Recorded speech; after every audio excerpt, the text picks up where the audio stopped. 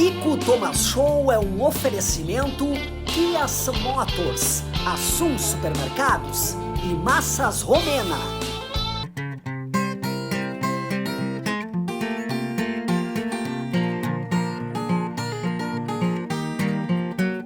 Says I'm going uptown, hat in my hand, looking for the woman that ain't got no man. Just as well be looking for the needle in the sand, looking for the woman that ain't got no man. Oh, rag, sure rag, rag baby, say do that rag. Dee dee dee da dee da ding da down, dee dee dee da ding da down, dee dee dee da dee da dee da dee da dee da dee da da. Oh, rag. Rag, rag mama, say do that. Isso aí, pessoal, começando mais um Ico Thomas Show. Obrigado pelo seu carinho, a sua audiência. Gravamos aqui neste palco sagrado, Auditório Araújo Viana, em Porto Alegre. Os móveis são da 7200, que todo mês trocam, a gente faz um clima diferente aqui. Então, muito obrigado a toda a equipe da 7200 e também aqui do Auditório Araújo Viana, este lugar icônico, tá? Que com o nosso entrevistado, estamos falando antes a respeito da época que não tinha nem teto aqui, o Auditório Araújo Viana. Está entre nós, amigo, César Paz, que é empreendedor aí da transformação digital, mas faz tantas coisas, eu acompanho o César já faz algum tempo.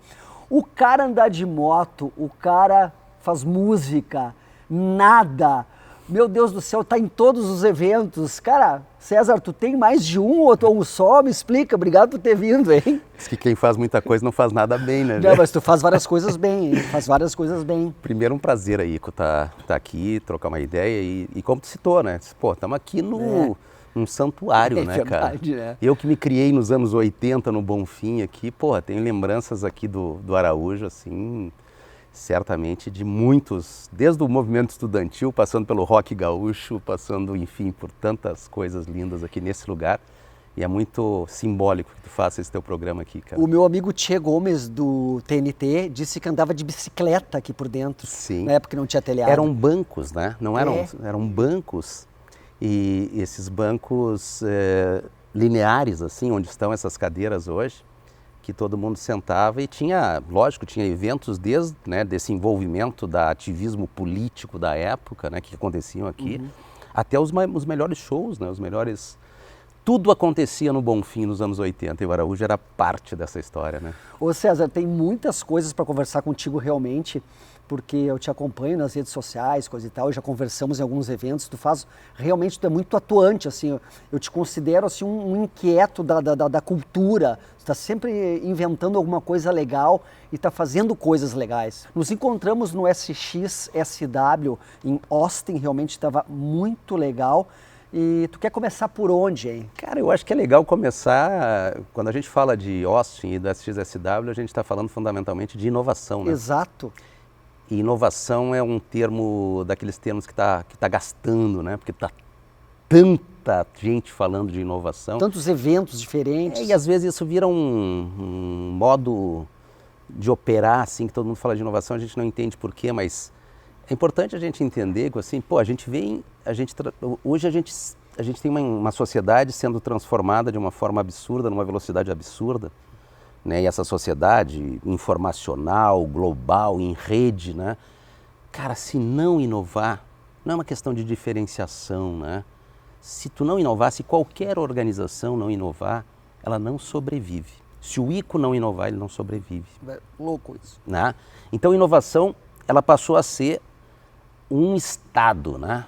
Uma forma de se conduzir o dia a dia, seja na nossa vida profissional, seja nas organizações que a gente se relaciona e trabalha. E isso é que gera essa indústria toda. E os festivais de inovação, como o SXSW, que nós estávamos juntos lá, eles são parte, né, da compreensão sobre esse modelo, né, onde as pessoas precisam inovar para sobreviver, para continuar existindo, né? E é uma indústria que, às vezes, ela nos consome, nos deixa angustiado, nos deixa cheio de inseguranças, incertezas. Então, se tu conhece um pouco, se tu consegue fazer conectar esses pontos, tu vai ter vai estar mais centrado, vai conseguir encaminhar os teus negócios, a tua vida, as tuas relações, as tuas conexões, os teus afetos dentro desse contexto aí, né? Tu já fostes 10 vezes pro SXSW. A primeira vez que tu foi para essa, mudou muita coisa, assim? O que tu pode dizer a respeito do evento? Que ele é grandioso, né? Com certeza é o maior do mundo ainda. O SXSW é certamente hoje o maior evento de inovação, transformação digital, economia criativa, expressões da cultura, da música, da educação, né? Então ele é um grande evento, mas ele mudou. E ele mudou muito, né? Ele era um evento de contracultura. Ele nasce como um evento 40 anos atrás, 39 anos atrás, como um evento de cinema que vira música, que nos anos 90 coloca esse lado da transformação digital, que se chama de Interactive lá. Foi em 87 que começou, acho, né? Acho isso, que foi por aí, finalzinho dos anos 80 e início dos 90. Mas ele muda, né? Ele muda, tem uma mudança muito significativa na pandemia. Quando o evento é vendido, né? Ele passa a ser um ativo que é assumido por outros empreendedores com uma visão talvez mais do business, talvez menos da contracultura. Isso é normal, né? Agora, a gente ia para lá e a gente vibrava quando via lá escrito em tudo que era lugar, Keep Austin Weird, né? Estranha. É isso aí. E hoje já, né? É lembrança isso, né? Austin não é mais estranha, ela é uma cidade que evoluiu, que cresceu, que tem as big techs, né? Mas tudo isso é parte também desse desenvolvimento que o festival colaborou de uma forma definitiva. Então, eu fui lá 10 anos atrás, eu continuo indo, mas definitivamente eu gostava mais 10 anos atrás. O pessoal falou muito este ano em Austin sobre saúde social, coisa e tal. Eu estava numa palestra e em certo momento a palestrante disse, agora converse com alguém do lado aí durante 5 minutinhos e veja quem é a pessoa que está do teu lado. E aí um rapaz até me cutucou e disse, posso fazer dupla contigo? Eu digo, claro. Aí ele, de onde é que tu é? Eu digo, sou de Porto Alegre. Primeira pergunta dele, tu conhece o César Paz? Era um jornalista gringo, ele é americano, né? Não, de onde é que ele é? É o Mark Schaefer, né? Isso.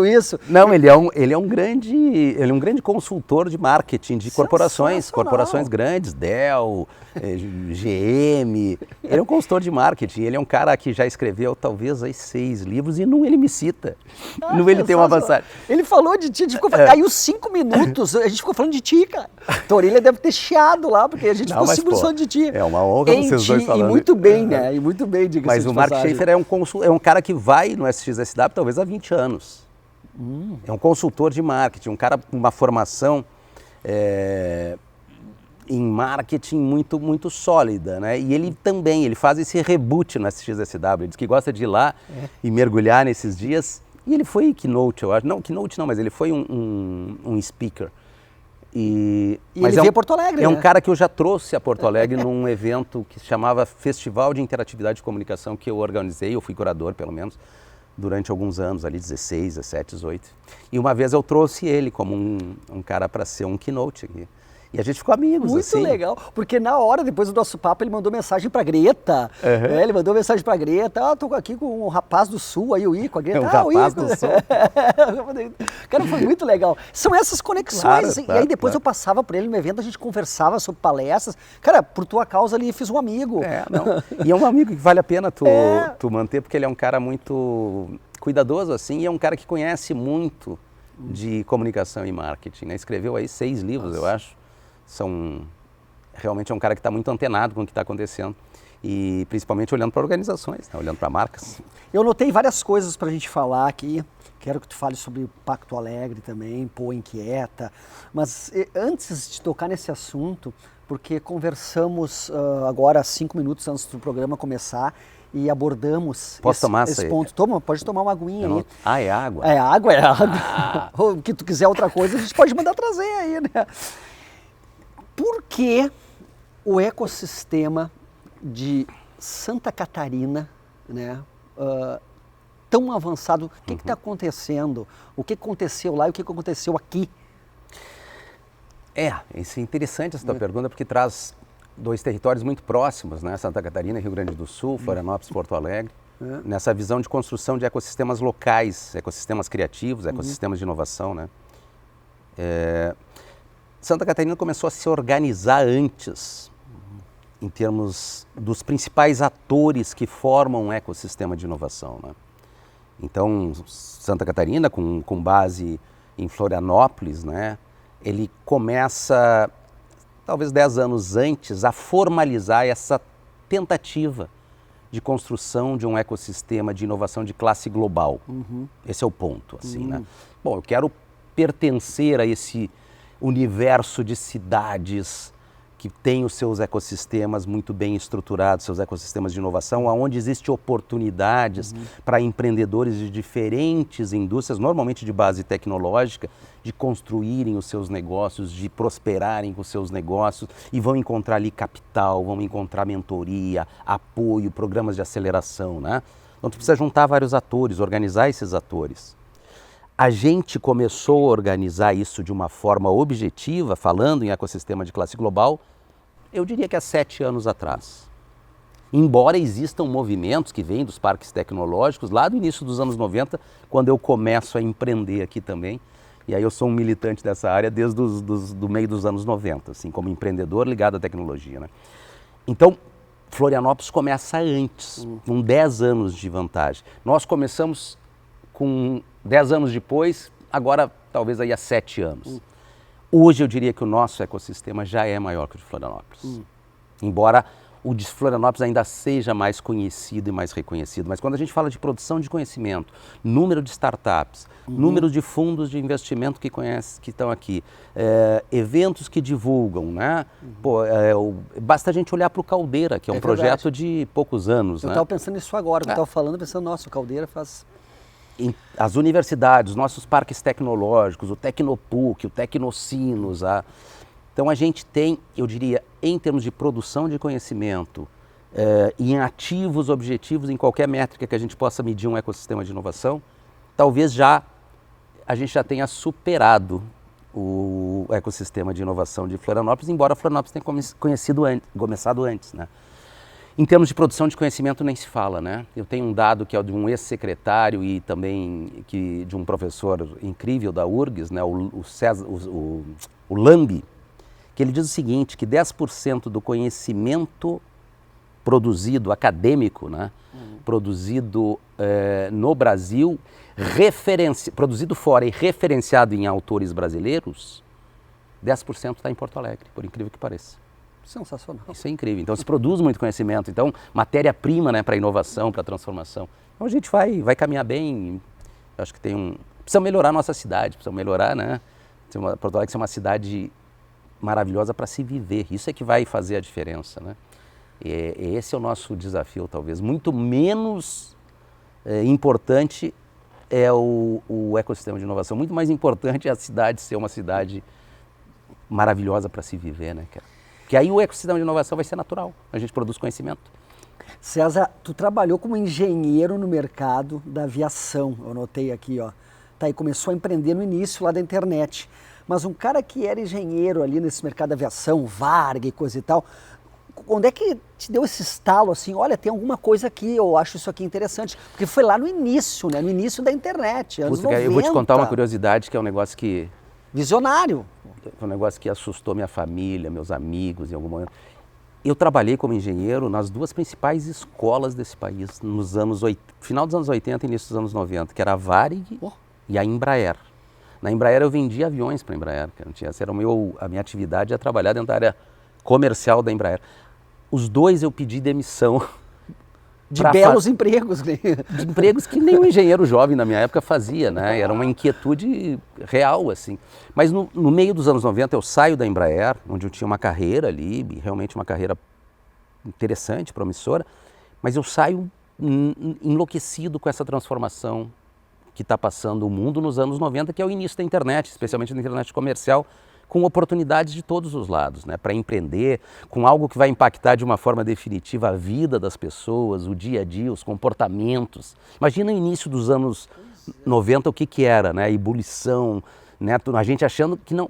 A gente achava que ia salvar o mundo, cara, que todos os problemas da humanidade se solucionavam a partir dos princípios que foram fundamentais no início da internet, né? E aí eu largo uma carreira na Embraer para empreender aqui no Sul, E eu monto uma agência nativa digital, assim, que trabalha muito na contracultura da propaganda, cresce muito, se chamava AG2, né? E ganha um espaço importante. Depois, como acontece com muitos negócios, eu me vendo a indústria, né? Que é um grupo francês que é Publicis, compra a minha empresa, né?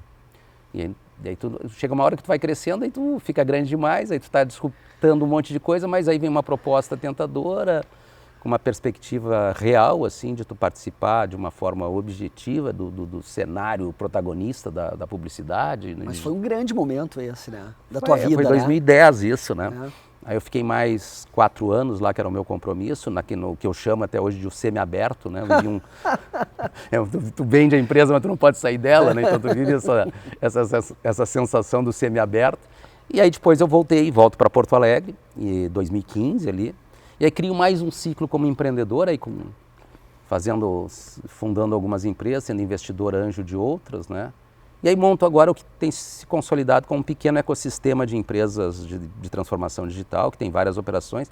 São 9 empresas, na verdade, assim, que eu participo de todas como mentor, investidora, enfim, e sócio desses negócios aí que estão prosperando também, estão andando, são empresas que se completam, né, e que colaboram, né, como qualquer ecossistema, na medida da oportunidade, da necessidade, né? Eu acho legal essa tua inquietude, assim, mas é muito produtiva, cara. Eu acho isso demais, assim, né? Neste momento, tu tá bolando alguma coisa, né? Tu não tem nada que tu possa contar pra gente, tu não contou pra ninguém, César, que tu vai fazer, assim, nos próximos 2, 3 meses aí. A gente precisava saber de uma coisa, assim. Mas pelo teu sorriso, tem coisa acontecendo aí, ó. Eu acho legal isso. Eu acho que a gente entra nessa dimensão que a gente não falou, mas que tu tangenciou ali, que é da transformação social, né, cara? A gente vai ficando mais, eu tô, né, numa fase mais madura da vida também, e para mim a minha grande inquietude está nessa incapacidade que nós, né, e todos nós como empreendedores aí, né, nesse mundo da internet ou da transformação digital, não conseguimos resolver, né, o básico, né, que é a injustiça social, que é E hoje eu me foco muito nessa questão das cidades, cara. Assim, eu acho que 98% da população do mundo vive em cidades, né? Então a transformação começa com as cidades. E aí eu tenho tentado me articular em diferentes frentes. E aí não como iniciativa privada, mas como sociedade civil mesmo, né? Então eu articulo um coletivo que é o Poa Inquieta, que tu já ouviu falar, e com certeza tem milhares de integrantes, mas um grupo de algumas dezenas de articuladores aí que a gente trabalha com projetos específicos de transformação local. Isso conectou também com a criação do Pacto Alegre, que é um movimento para a construção do ecossistema de inovação de classe global, como a gente falou, aqui na cidade, né? E eu me movimento, e parte do meu dia está sempre ligado a esses movimentos aí de articulação, de transformação da cidade aqui, olhando para as questões específicas da nossa cidade. Eu acho que Porto Alegre está ficando legal, vai ficar cada vez mais legal. Isso não é uma corrida de 100 metros, né, velho? É maratona, assim, né? Mas eu acho que sim. Eu tenho uma inspiração, tem uma coisa que eu faço que é, todo ano eu levo 20 pessoas para Medellín, na Colômbia, numa missão de conhecer uma cidade do sul global, que sai da condição de cidade mais violenta do mundo, para em pouco mais de 20 anos se tornar uma das cidades mais criativas incrível, né? Do mundo. Então a transformação de Medellín me inspira esse coletivo que eu ajudo e articulo, aí, que é o Poa Inquieta, e tem inspirado muita gente, né? Então talvez a melhor referência vai dizer, poxa vida, tá tudo mais ou menos, né? Será que vai ficar bom? Mas, cara, olha Medellín como é que estava nos anos 90, lugar proibido para qualquer turista americano ou europeu que viesse na América do Sul, né? Como aconteceu isso aí, na realidade? Nós precisávamos um programa só para falar. Né? Que hoje eu sou um especialista em Medellín, cara. Eu tenho uma história maravilhosa para contar, muitas conexões lá. Eu sobre isso também, fico impressionado. Mas vou te dizer assim, lógico, tem um gatilho da violência, né, que todo mundo conhece, ali nos anos 90. E aí existe uma coisa que é maravilhosa, cara. Assim, uma coisa é hardware, né, projetos, infraestrutura. Outra coisa é software, que aí é um grande pacto social, complexo de fazer, mas possível, um grande pacto social. Todo mundo olha para a cidade em cima de uma visão de longo prazo, mas muito clara, muito bem estabelecida. Medellín queria ser uma cidade educadora, queria ser uma cidade turística e queria ser uma cidade inovadora. Nesse grande pacto social que é feito no início dos anos 90, é isso que Medellín decide ser. Nossa. E ela trabalha com todas as administrações de esquerda, de direita, de centro, em favor desse objetivo, que é um objetivo comum de um grande pacto social, de uma sociedade machucada pela violência, né, dizimada, e que, é lógico, consegue articular um enorme pacto social. Para esse pacto social se manter, tu tem que trabalhar o tempo todo com um negócio que a gente chama de cultura cidadã. E aí, se tu consegue trazer, e aí Medellín mede todo ano a sua cultura cidadã, aonde que nós estamos perdendo, onde é que nós estamos, mede e evolui, mede e evolui. E evolui a partir de comunicação, velho, assim, é fazendo campanha naquilo que a cultura cidadã está nos mostrando que nós estamos abaixo do que a gente deseja. E aí é louco, cara, assim, porque é impressionante. Se tu olhar Medellín hoje, por exemplo, não existe problema de mobilidade. O transporte urbano numa cidade que tem os mesmos problemas de qualquer grande cidade sul-americana, ele funciona de uma forma maravilhosa. Tu vai para qualquer lugar de Medellín, a 50 centavos de dólar, tu te conecta na rede de transporte, de mobilidade e tu chega em qualquer lugar da cidade. E isso cria oportunidades. Isso foi base da construção de um desenvolvimento da cidade nos últimos 30 anos absolutamente inclusivo, porque dá oportunidade para as pessoas. Pensa nisso, né? As comunidades todas são transformadas, né, nos últimos 30 anos. Começa com a comunidade de Santo Domingo, que é o IDH mais baixo, tudo com inovação, com transformação, com criatividade, mas tu vê os territórios se transformando, né? Saindo daquela condição de serem periferias para serem, como eles chamam, os bairros centrais, né? Enfim, é maravilhoso. A história dos últimos 30 anos de Medellín, ela precisa ser entendida e muito bem contada, assim. Tu já passou algum tempo lá? Quanto tempo tu já ficou em Medellín, o máximo, assim? Porque tu fala da cidade, teus olhos brilham, César, brilham. Eu vou todo ano, né? Eu vou todo ano e vou levando pessoas para mostrar isso. A gente já levou mais ou menos 100 pessoas em 5 missões diferentes, né? E agora a gente vai de novo em setembro, na primeira semana de setembro. Aí tu fica lá uma semana, 10 dias? A gente fica lá, uma semana nessa programação de entender e fazer essas conexões, né? Interessantíssimo isso. Interessante. Várias áreas. Te convido para estar nessa, meu Ué, amigo. Mas com certeza. Seria um prazer. Tu vai. Porque na realidade ir com quem conhece bem e sabe o que está acontecendo lá, deve ser uma experiência inenarrável. E tu imagina uma cidade em que todas as suas periferias estão em cima de morros. É um grande vale com morros. Quer dizer, nada é favorável, né? E os caras fazem essa transformação de uma forma absolutamente impactante, recente. E hoje, cara, eu acho que é o grande exemplo de ecossistema de inovação, de transformação. E é sul global, né? Porque, pô, é fácil tu olhar para Barcelona, Vancouver, Nova York, Califórnia mas, pô, achar no sul global uma transformação impactante como essa, a gente achar e ter essa oportunidade, tem que explorar. E a gente vem fazendo. Hoje, um diretor do escritório de resiliência de Medellín é consultor para o Pacto Alegre, né? Que é o Santiago Uribe. Ele passa alguns meses do ano aqui conosco, nos ajudando a enxergar essas coisas, a entender o que pode ser feito do ponto de vista da transformação da cidade, né? Para melhor, né? Para fazer com que esse processo todo de inovação que a gente fale tanto ajude as pessoas, né? Chegue na ponta. É esse o intuito, né? Claro, senão não tem sentido. Exatamente. Ô César, tu faz muitas coisas, acredito, durante o dia, assim, como tu organiza a tua vida? Porque tu está sempre, como eu disse no início do programa, tu está sempre inventando alguma coisa, de olho nas coisas legais que estão acontecendo e entende das coisas, né? Então, como é o teu dia a dia? Tu acorda e já me disse que tu nada, né? Tu vai toma um café e nada. E como é que tu organiza o teu dia? Eles são iguais ou são diferentes? Cara, o meu dia vamos dizer, 80% remoto, 20% presencial nas empresas que eu participo, né? E desses 80% remoto, começo de verdade às 9 da manhã e termino às 6 da tarde, né? E aí são realmente reuniões de mentoria, o que eu mais faço, né? E uma parte do dia, né? Eu me envolvo com essas questões que envolvem o Põe Inquieta, o Pacto Alegre, essas questões. Eu diria que talvez 2 a 3 horas por dia eu tenho e 5 horas, 6 horas ligado aos negócios que eu ainda... Mas eu quero diminuir, cara. Eu realmente estou numa fase que eu começo a pensar, não, eu tenho que aumentar o tempo do cuidado com a saúde, aumentar o tempo, né, de fazer os meus sambas, aumentar o tempo de tocar o meu violão. Mas eu ainda não consegui. Esse é o meu objetivo aí no curto prazo. Eu preciso diminuir as horas desse trabalho mais dedicado aí à evolução dos negócios e aumentar o tempo aí das coisas mais efêmeras. E a música, como entrou na tua vida aí? Samba, música, que eu vejo no teu Instagram ali, composições, coisa e tal. Cara, isso é interessante, porque também nessa inquietude, assim... Isso também dá uma marejada na cabeça, é bom isso aí, né? Dá, né?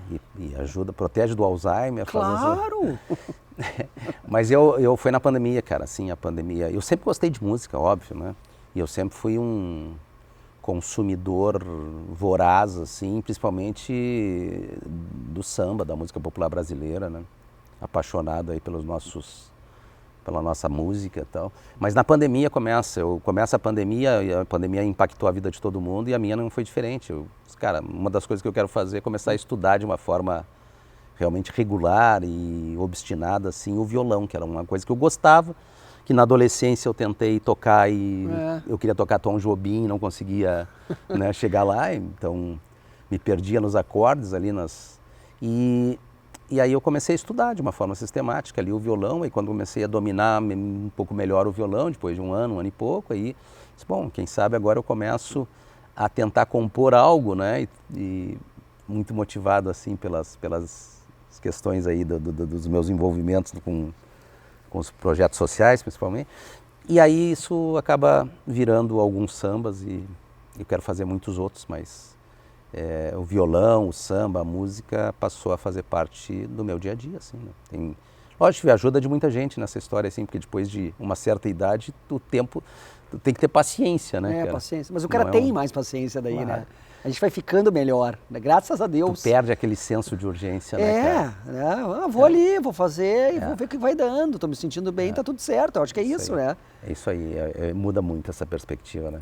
Eu sinto muito claramente isso. Ô César, estamos acabando o programa, passa voando. É possível, cara. Eu falei, passa muito rápido, 30 minutos, passa muito rápido. Não era 30 minutos? Já foi? Estamos com 27, mas tu vai voltar aqui antes do final do ano. Vai voltar aqui antes do final do ano, porque, olha, sério, tem muita coisa para conversar contigo. Até tinha algumas coisas na pauta aqui, mas eu acho que eu tento fazer assim aqui no programa, tento deixar a conversa levando também, né? Porque os caras ficam botando tal coisa. Tem aqui, ó, muitas coisas que eu tinha notado aqui, ó, ecossistemas criativos, ecossistema de inovação do Rio Grande do Sul e Porto Alegre, tu até comentou.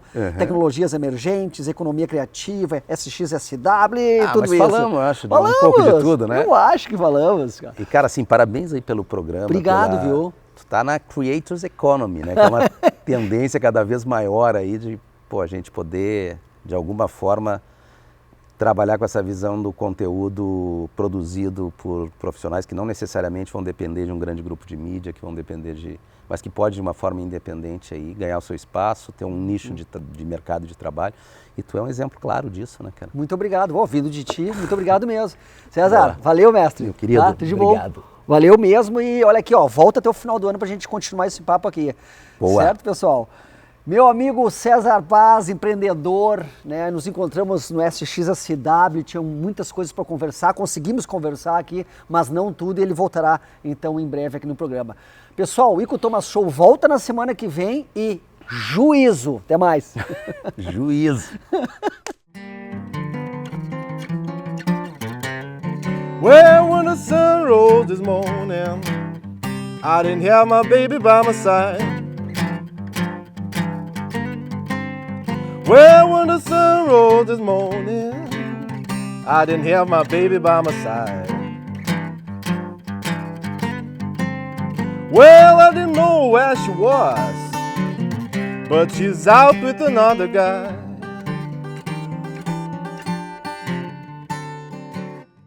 Ico Thomas Show é um oferecimento Kia Motors, Assum Supermercados e Massas Romena.